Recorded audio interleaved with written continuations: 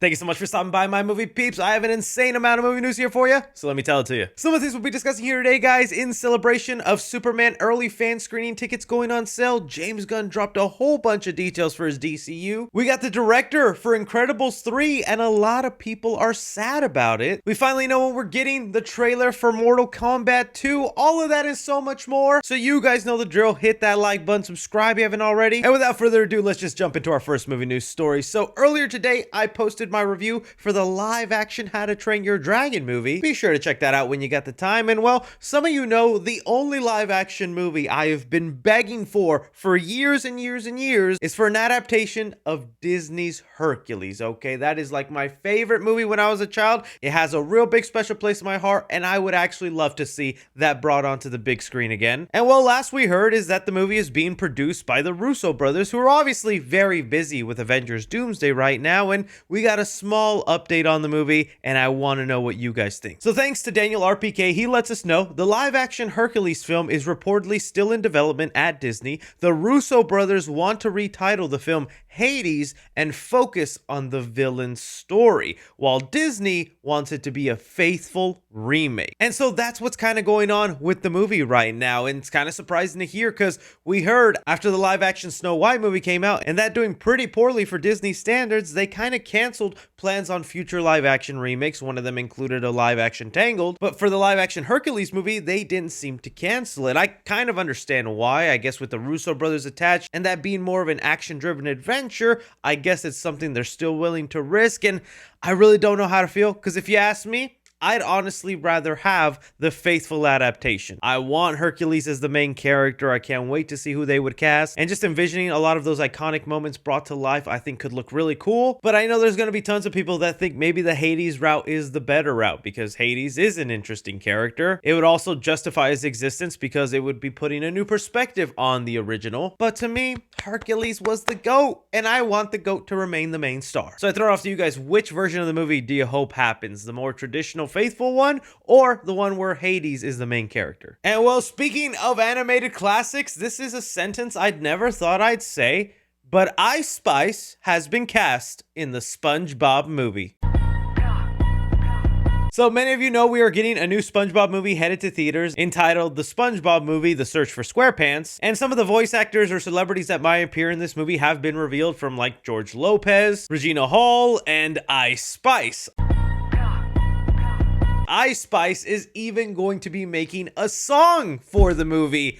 I cannot wait to hear what that is. Who twerks on a pineapple under the sea, Ice Spice round pants better be within that song. But other than the obviously hilarious headline that Ice Spice is in the SpongeBob movie, genuinely I am wondering, what has happened to SpongeBob lately, dude? You know, I'm a grown man, so I stopped watching SpongeBob like after the first movie came out. And that's really my era of SpongeBob, because I know it's still going on to this day. But I feel like modern day SpongeBob, I don't know, I don't see the hype for it. They've really been milking this brand with spin-off shows and spin-off movies. We had the solo Sandy Cheeks film, we had the solo Plankton movie, and I literally feel like they made no splash, no pun intended. Some of you could argue because those movies like leaked months ahead online before release on Netflix, but literally when they came out, not a peep from anybody. And the last SpongeBob movie didn't even get its time to shine because it released during the pandemic. So very few people even talked about it. With this new one, they're really wanting to catapult SpongeBob back. And I will admit, like, this little detail about the movie where they say the SpongeBob movie, The Search for SquarePants director says the film recaptures the spirit of the first season of the show, my era of SpongeBob, which that makes me happy. And the film will follow in the stylistic footsteps of Mitchell's vs. the Machines and Spider-Verse. Nowadays, I feel like that's a very cliche thing to say, is any new animated movie is to be like, oh, it kind of looks like Spider-Verse. And now when the SpongeBob trailer comes out, I'm sure we'll have some people say that, but I guess that's not a bad style to aim for. I don't know, we'll see how it turns out, but Ice Spice twerking in SpongeBob. You going to Bikini Bottom? Because I'm going to. Moving on, talking about Mortal Kombat 2. Oh, the fans have been wondering and begging, where is the trailer for this thing? I've been saying for a while, because it's an R-rated movie and it has a slightly smaller budget than most bigger blockbusters, they're gonna do the thing where they don't really market this movie until it's really close to release. And well, today, one of the producers got online and took a photo of their computer screen with a red band trailer in front of it saying the words July letting us know we can expect the Mortal Kombat 2 trailer to release this July, most likely in front of Superman, since both of these are Warner Brother movies, and that honestly would fit the demographic. And I really can't wait, mainly just to see what Carl Urban's Johnny Cage is gonna be like, if the budget's been amped up, do the fight scenes or kills look even more epic, and this might even excite you more. One of the writers of the movie was talking about how great the test screenings were for this film, and this is what they had to say. Mortal Kombat 2 made test audiences cheer and jump out of their seats like Avengers Endgame, says its writer. The fights, the fatalities, the surprises, the deaths. I think we nailed it. And man, those are some strong words. To saying you were getting Avengers Endgame reactions from your movie. Oh, I cannot wait. I know people don't expect much from this movie, but if they can actually deliver on awesome fight scenes, gruesome kills, and just enough faithful story and Easter eggs from the video games, oh, I think people are gonna go crazy for this. But I toss it off to you guys. Are you excited for the Mortal Kombat 2 trailer this July? And hearing people saying they're cheering like it's Avengers Endgame. Next up, let's move on to Pixar in the world of The Incredibles. So as you guys know, it was announced at D23 that we will be getting Incredibles 3. I am, of course, very happy with that because I absolutely adore and love the first Incredibles movie. And well, today we got an update on the movie that's honestly making a lot of fans upset, but not me. It got reported here today that Incredibles 3 sets Elemental director Peter Sohn, making this the first Incredibles movie that won't be directed by Brad Bird. And that doesn't bother me right now. Don't get me wrong, I think Brad Bird is a very talented director, and he obviously did an excellent job with that first movie. I would even say incredible. Say that again? But I was honestly really let down by Incredibles 2. It's not Pixar's worst, it's not like an awful garbage movie, but I think the night and day comparison from the first Incredibles to the second Incredibles movie is so big that I'm okay with him not coming back for the third movie, because I would like to aim for that first Incredibles quality again. The good thing to note though is that Brad Bird is still going to be writing the story, which I think might ease the pain for a lot of people wanting Brad Bird in there, but I mean, I get it too. This new director who did Elemental and also The Good Dinosaur, I'm not gonna lie and say Elemental or Good Dinosaur are anywhere near the quality of the first Incredibles, but I do think there is something special in having fresh eyes into the Incredibles world that could really benefit the universe. I just would really love that adult tone brought back, because I'll tell you right now, if you decide to pop on The Incredibles, I think you're going to be shocked at how mature that movie was, with its themes, its family dynamic, all of that, and how much of that was then lost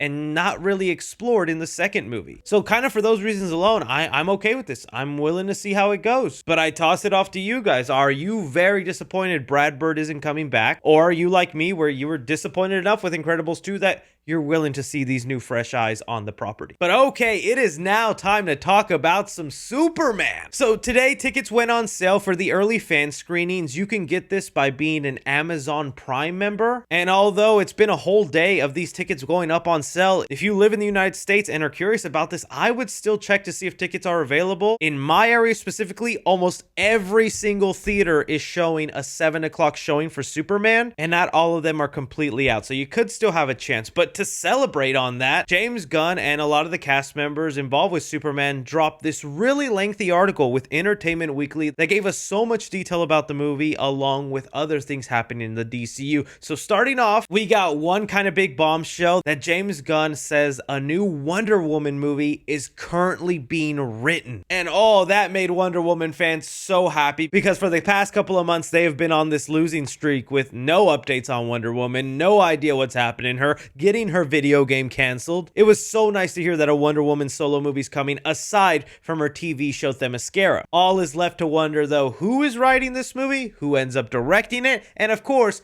who gets cast as Diana, because I don't think it's Gal Gadot. I already see a lot of fan casts for people like Adria Arjona, some for Moon Knight's Maya Calamaway, and probably my favorite fan casting, Melissa Barrera, because yeah, I could definitely see her as Wonder Woman also. Honestly, all great choices. You guys let me know who you would want to be Wonder Woman. From there, we were given an update though about the Batman Part 2 with Matt Reeves, where we have James Gunn says the Batman Part 2 is still happening and is still really important despite all stories to the contrary. We're supposed to see the script shortly and I can't wait. It is really sad to hear that James Gunn still has not had the final script of this movie, but I love that he continues to reiterate is like, no, movie's happening. This is important to us. No matter what you hear online, it's happening. So that's good to hear for us Batman fans. But I guess speaking of Batman and Superman updates, this next one, buddy, oh boy, I think I might have some hot takes. James Gunn was of course asked after this Superman movie, will he make the sequel? And well, he said, James Gunn says he is developing in some way a Superman sequel, but is it a straight up Superman sequel? I would not say necessarily. And here we go. It's happening. History is repeating itself.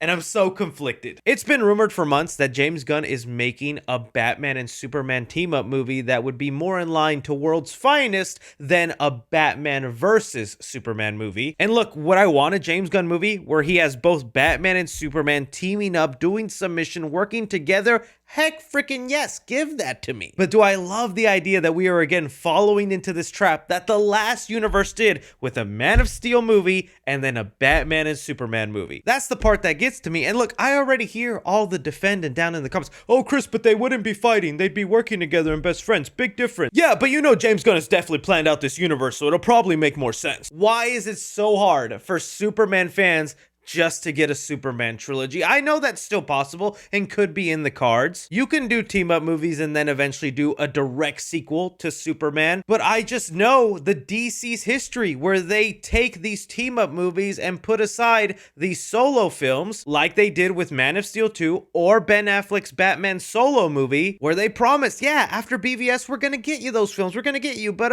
let's give you Justice League, Batman showing up in Suicide Squad, cameo here, a little bit in The Flash, and oh, actually, let's reboot them and never get to making those sequels. And that's what ended up happening. I don't want to go another 10 years like we did with Man of Steel and Henry Cavill existing as Superman and us going, okay, but where's Man of Steel 2?